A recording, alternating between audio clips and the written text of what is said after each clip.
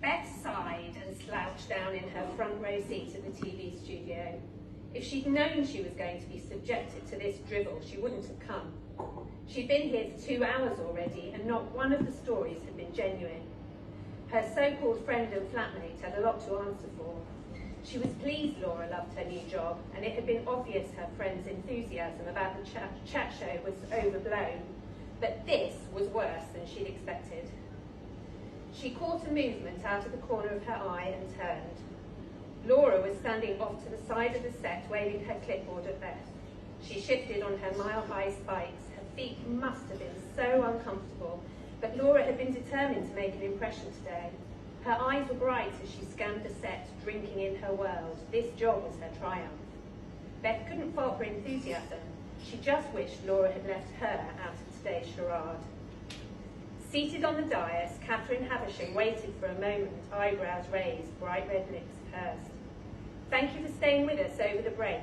I know this is the moment you've been waiting for. Model and it girl Amelia Faustus is here, live on Deep and Dark, to break her silence over the horrific out-of-body attack that took her from the media spotlight. After weeks of fear and soul-searching, she has decided to step back into the public eye. Amelia, welcome. Tell us what happened. Catherine leaned forward. Start from the beginning. Her posture mirrored Amelia's, but their faces couldn't have been more different. Amelia was trying hard to look demure. Catherine was trying not to laugh. Amelia couldn't have looked less traumatised if she'd arrived straight from the spa.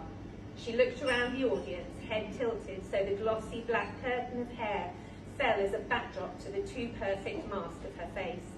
Her high cheekbones had a sheen as though she'd been crying, but her eyes were bright and clear. She shifted in her seat, crossing her legs and allowing the white pencil skirt to rise a little farther up her tan thigh. It's been a harrowing few weeks, but my decision to speak out, to bring attention to this awful, aggressive force has given me a new reason to get out of bed each day. Most people would never have noticed the tension in Amelia's eyes. Beth wouldn't have seen it herself if she hadn't felt the pressure, a coil of anger that sent a sliver of cold through Beth's chest before Amelia looped it back in.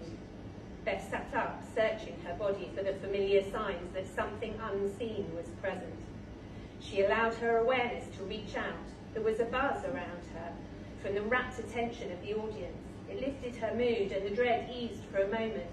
She was tempted to let her guard slip, but this vanished as the thread of darkness twined its way from Amelia and out towards each member of the audience. For a moment, Beth felt it. She watched the threads in her mind's eye as they snaked out towards her. Then, before they reached her, she visualized herself in the middle of a ball of pure white light. The threads fell uselessly at her feet. Amelia narrowed her eyes as she gazed out at the audience. She scanned the rows of people in the ultra-modern TV studio, taking in the transfixed faces, and then Beth. For a moment, her red lips tightened, but then they stretched into an attempt at a smile.